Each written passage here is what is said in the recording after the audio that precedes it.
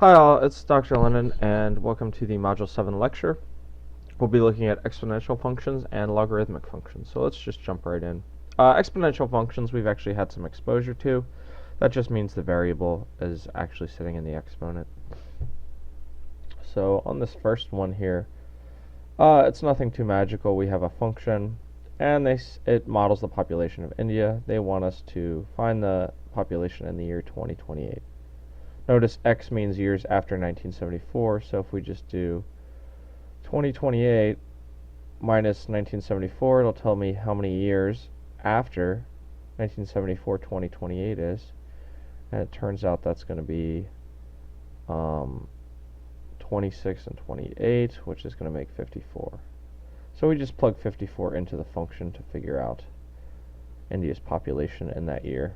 So it's going to be 574 times 1.026 to the 26th power, 54th power. And then what I'm going to do is I'm actually going to use Google to use the calculator here. I like the calculator a little bit better. So let's do Google calculator. And we can do that pretty easily right here. So we wanted to do 574 times 1.06. So I'm going to do 574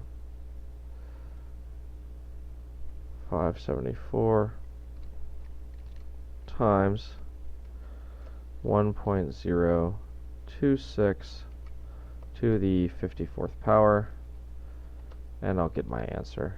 So 2295.46.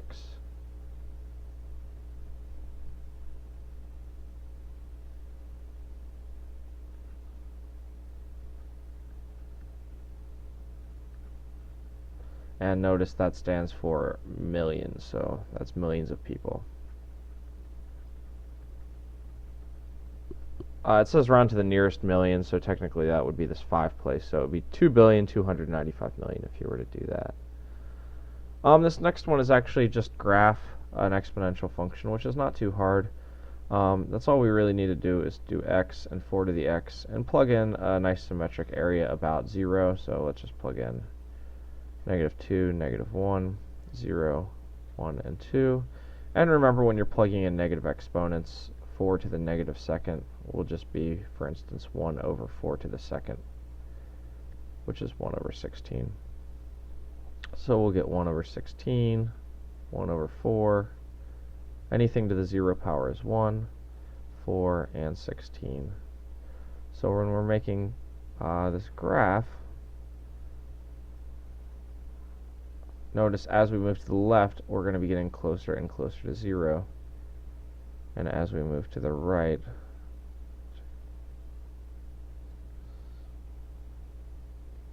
so 1, 2, 3, 4, 5, 6, 7. We'll make the y-axis jump by counts of 2. So this will be 2, 4, all the way until we get to 16 at the top. Okay, so -1, we're at 1/4. Sorry. Here we're at 1/16. 0 we're at 1. 1 we're at 4. And 2 we're at 16 up here. So we've got this nice exponential shape going through the points. So this is the general shape of exponential functions. Notice any power of an exponential function is always going to be positive, so we'll have that x-axis as an asymptote. 3 over 2 is going to be very similar, and again, you can still just plug in values, and it's going to be the same thing. So we're not going to go through that here. I believe we'll get some other ones. So I'm not going to say that here. I will say one thing, though. The basic shape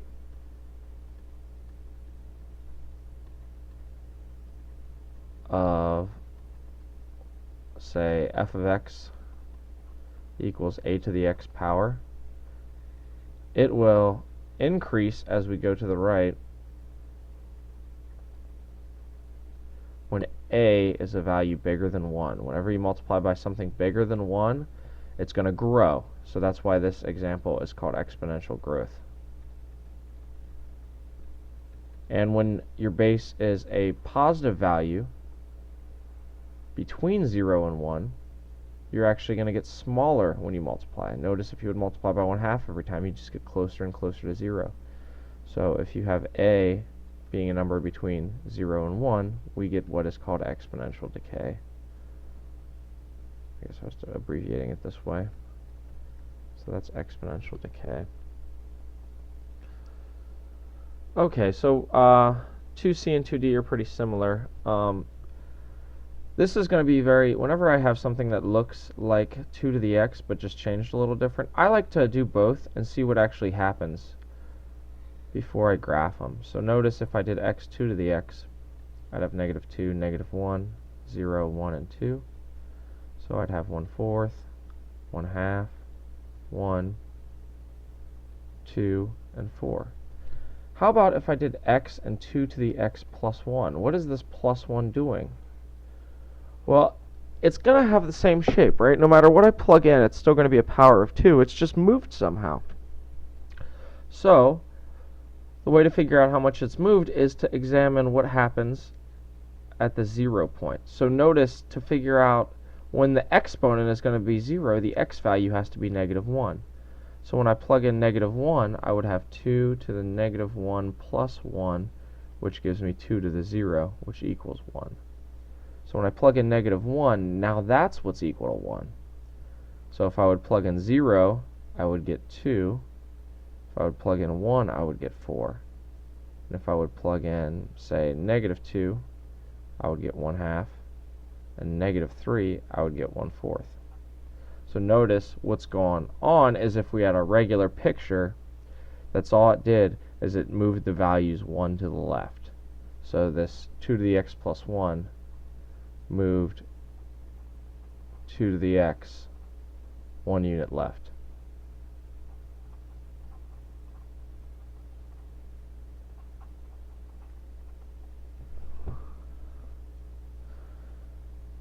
How about when you have the outside? So it's not in the exponent now. What is this -1 doing? This is actually moving the y values down 1. And hence the graph. So if we have our x2 to the x graph that we were looking at, and we put -2, -1, 0, 1, and 2. So I just did the same thing before. 1/4, 1/2, 1, 2, and 4. If you do x and 2 to the x minus 1, we're just subtracting 1 from all the y values, because it's not affecting the exponent. It's just saying, okay, do 2 to the x power and then take away 1. It's the order of operations. So we'd have -3/4, -1/2,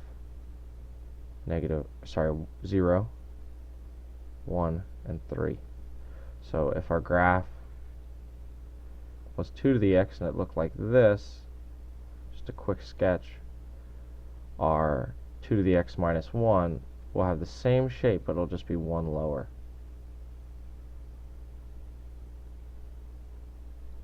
Like that. So this top graph would be like 2 to the x, and this bottom one will be 2 to the x minus 1. That's just a quick sketch. If you want something more precise, you can plug in values. Okay, this number 3 is not interesting. It's just like number 1. I'm not going to punch it into the calculator, but it's the same thing. It says, here's an exponential function, models healthcare cost, X years after 2000. What was the cost in 2011? So that's all you have to do is notice that 2011 minus 2000 equals 11, so that comes 11 years later, so we just plug 11 into the g function. So 6875 e to the 0.077 times 11. And that'll give you the answer. I guess I'll show you how to do it in the Google calculator real quick. E, remember, just stands for that special number that's about 2.718. So if we hit this E button on the Google calculator and hit equals, that's what that number really stands for. So let's try to go back and figure out how to do this. 6875 and then times e to the 0.77 times 11. So we use the e button, and then we want to use parentheses up here because we want to do the 0.75 times, or was it 0.77? I can't remember. 0.077. So it's 0.077 times 11. Close the parentheses and hit enter, and we get 16,036, or 37 if they want the nearest dollar. So we'll say approximately $16,037.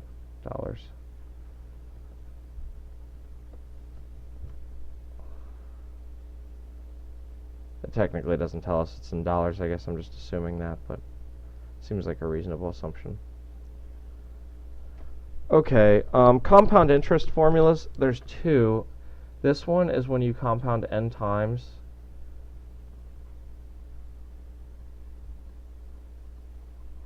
And this other one is whenever they use the word continuous. And you just need to notice that in the formula, n stands for the number of times compounded.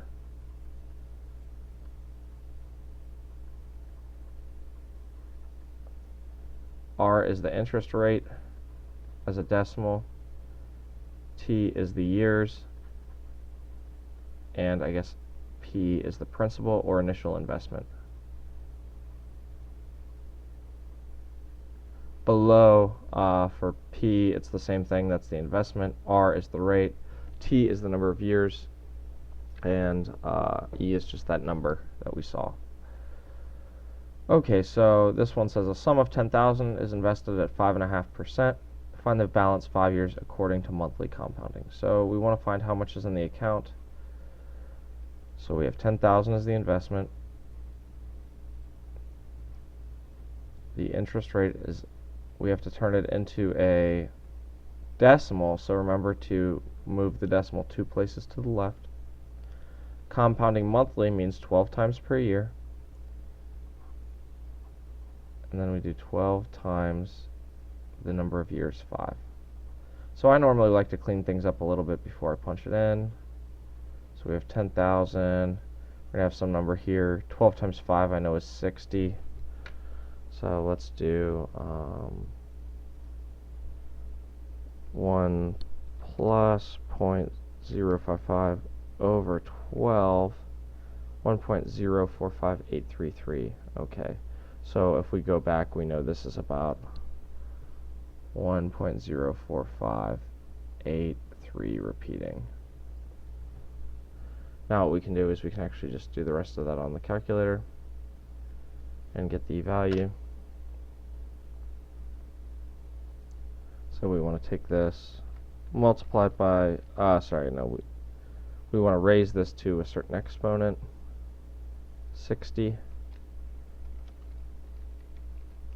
Get that value, and then that gets multiplied by 10,000. So 13,157.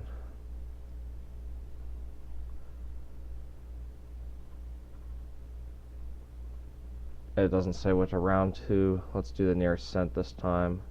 So it's 0.04 cents. So $13,157.04. So to do the continuous one, this one's actually a little easier to set up. All the same rates basically. But now the compounding is continuous, so we don't have to worry about doing anything too fancy. We just use the simplified formula. So we have e to the 0.055 times the 5 years. And that's what we put into the calculator. Let's go back to Google here.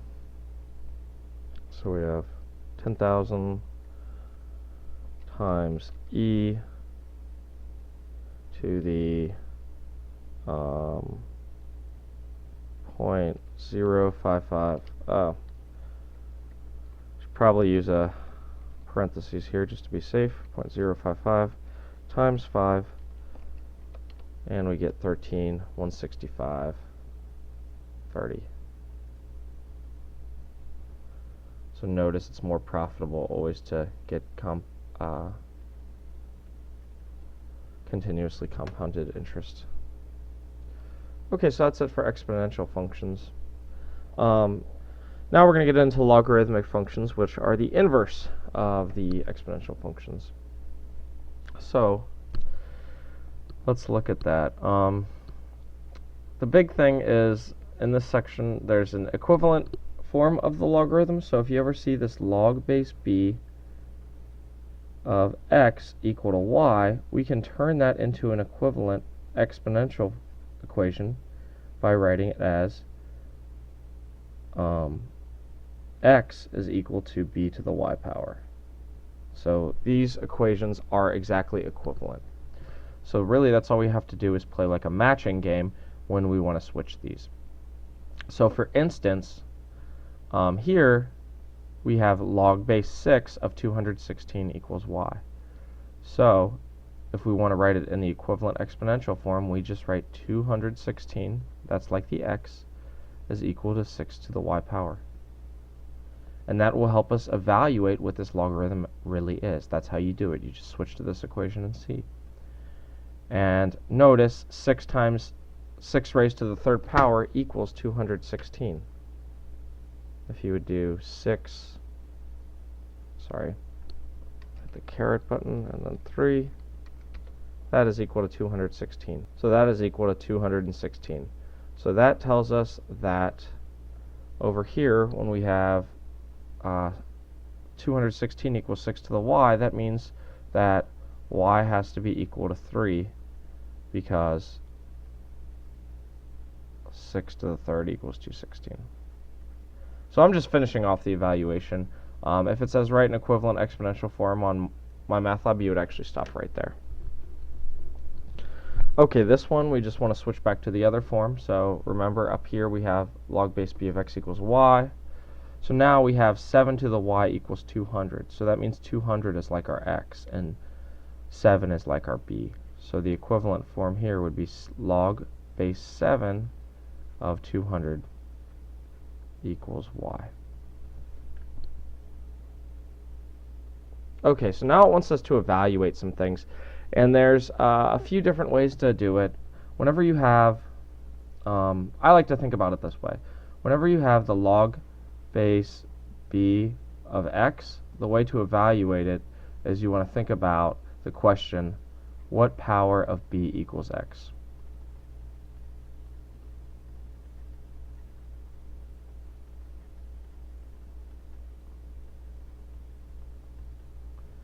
So in this case, we'd be asking, what power of 5 equals 1 over 5? And in that case, we know this is going to equal -1, because 5 to the negative first power equals 1/5. I'm also going to tell you about another way, just real quick. Another way, if you have log, let's just say base 3 of 81. How do we evaluate this? Another way to think about the log, so we already saw that we could solve this by saying what power of 3 equals 81. We could also think about it as the number of times to divide 81 by 3 before we get 1.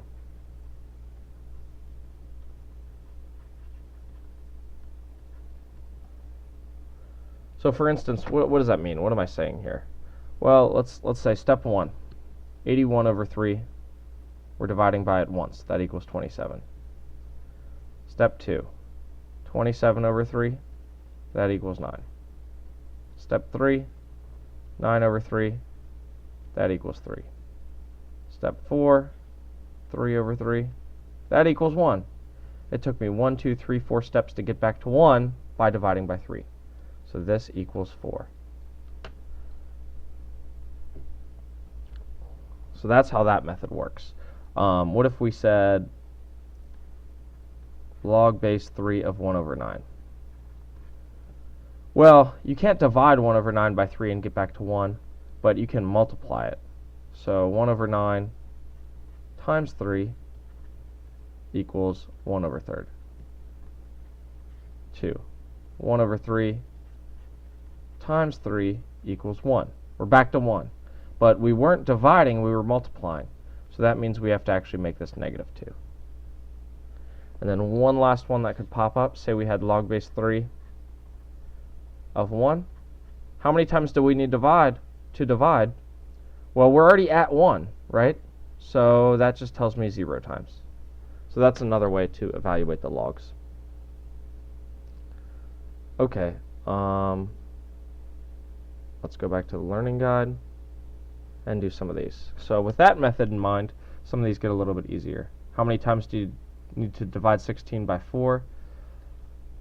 2, and get back to 1. 16 over 4 is 4, and 4 over 4 is 1. This one we already did something similar. We're already at 1, so you need to divide it 0 times to get back to 1. So it says graph 1 half to the x and log base 1 half to the x in the same coordinate system. Let's just do log of 1 half to the x.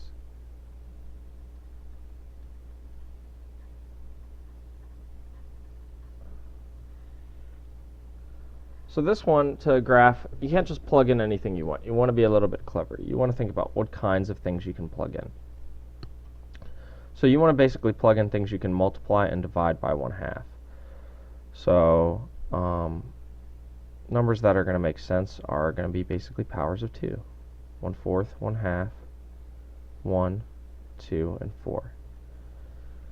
How many times do you need to divide 1/4 by 1/2 to get 1? Or what power of 1/2 equals 1/4? Well, that's 2. This is 1. This is again 0. This would be -1. And this would be -2. Let's do one more just for practice. 1 over 8, let's notice that'll be equal to 3. Okay, so what does this picture look like? Notice we can only plug in positive numbers too, because you can never plug a negative or 0 and have any exponent give that value. So inside the logarithm, you can never plug a negative or 0, so that's something to remember. So 1/8. So let's do 1, 2, 3, 4. So when we plug in 1, we're at 0.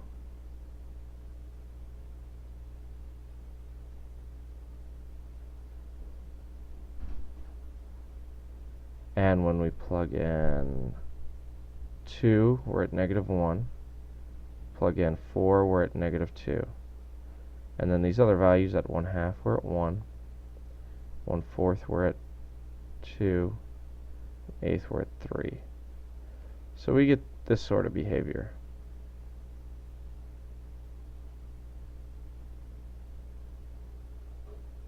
Okay, that's the graph of our log. Notice the domain is going to be just the positive values, and the range is going to be all real numbers. Okay, yeah, so here, domain is 0 to infinity, but the range is -infinity to +infinity. So when we do the domain of something like this, remember what's inside the log has to be positive. So inside the parentheses, if you have something like this, it always has to be greater than 0. So to find the domain, we just do 2 minus x bigger than 0 and solve. So we get 2 less than x by adding x to both sides. So those are the values from -infinity all the way up to 2. X value is smaller than that. So that would be our domain in interval notation for problem number 6. Okay. Let's skip past this word problem for now. Domain. So two things. If they do not specify the base, if they just write, say, log of x, this is shorthand notation for the log base 10 of x. And if they write ln of x, this is shorthand notation for log base e of x. So we have two special bases that just get shorthand notation. But the domain thing is no more difficult to solve. We still would just do x plus 2 bigger than 0. Subtract 2 from both sides. Get x is bigger than negative 2. So we would have negative 2 all the way up to infinity. And that would be our domain.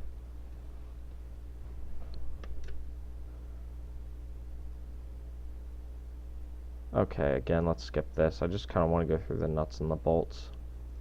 The last thing is some properties of logs. So there are three kind of important properties. So get some more space on here. I'll list those properties and we'll kind of go through this last section quickly. Three properties of logs. And this applies for logs of any base. The first one is this. It takes sums to products. So if you have log base b of n plus log base b of m, this is the same as the log base b of m times n. Another one is similar, just with subtraction and division.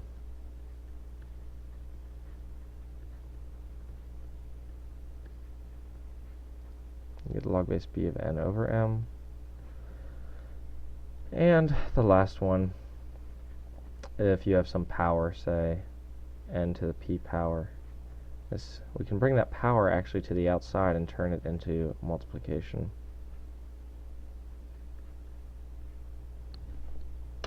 Okay, so we'll get a look at how some of these things work. But these are the rules, and sometimes we'll start on the right and move to the left when we want to expand, and sometimes we'll start on the left and move to the right when we want to condense. So, back in the learning guide, the first one says use the product rule to expand. Well, we have two things multiplied, so we're going to use that first rule. That's going to be equal to the log base 5 of 7 plus the log base 5 of 3. To expand, again, we've got division, so this will be log base 4 of 64 minus log base 4 of y. And notice 4 raised to a nice power does equal 64, so we should simplify this. If you divide 64 by 4, you can do it 3 times.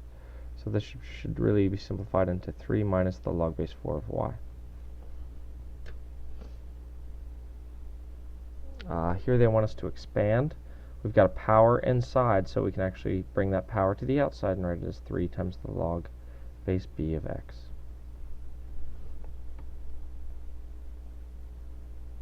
Again, this one we just want to bring the power down. So this will turn into negative 6 times the log of n. Okay. 4 is again bringing the power down. Just notice that the fifth root is really the same as the natural log of x to the 1/5 power. So this will be 1/5 times the natural log of x. For b, first we want to split it up. Notice everything in the parentheses isn't raised to the second power, so we can't bring the power down yet. First we have to do log base b of x squared plus log base b of y. Then we can bring the 2 to the outside. So we're going to get 2 times log base b of x plus log base b of y.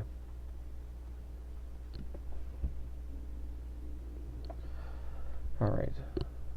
For c, first use division. So that turns log base 6 of 36 minus log base 6 of the square root of x plus 1. Notice we can do log base 6 of 36 because 6 to the second power equals 36. So this is 2 minus log base 6. And I'm going to turn that square root into the power it represents. Way back in like module 2, we realized that square root is the same as 1/2 power. And we can bring that 1/2 power to the outside.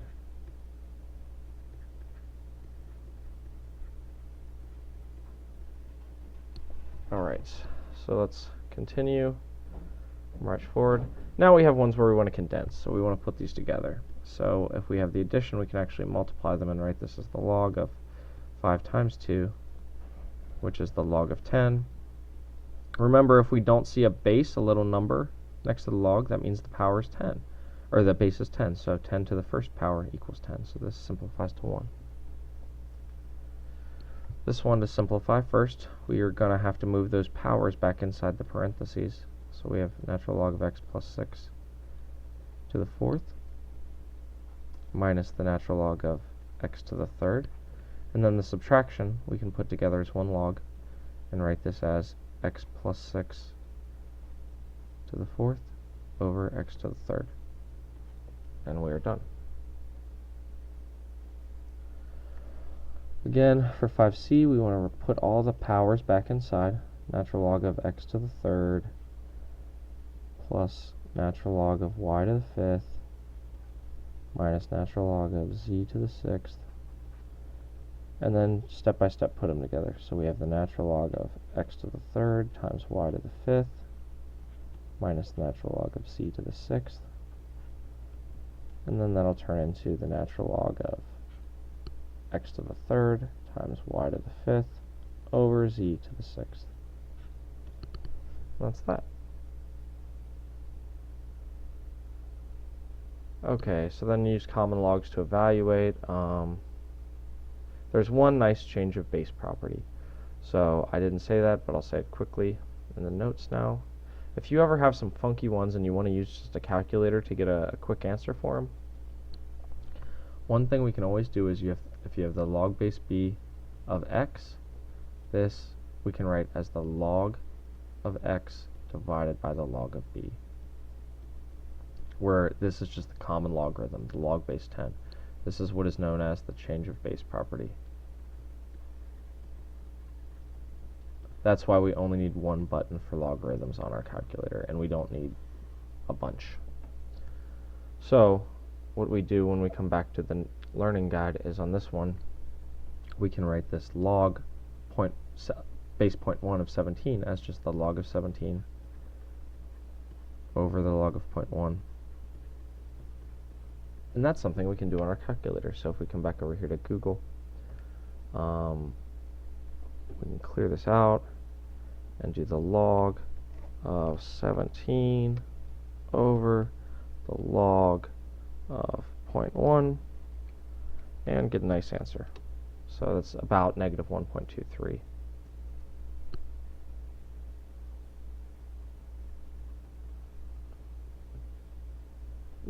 Natural logarithms, you can do the same thing. So we could also write this as the natural log of 17 over the natural log of 0.1. And the answer will be the same.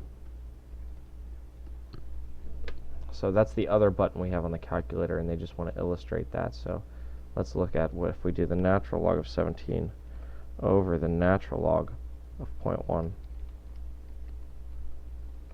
We still get the same thing. So change of base property works nicely. Okay, that's it. I hope you enjoyed learning about exponentials and logarithms. If any of it was too fast, just please schedule an appointment or stop by my office. Thanks.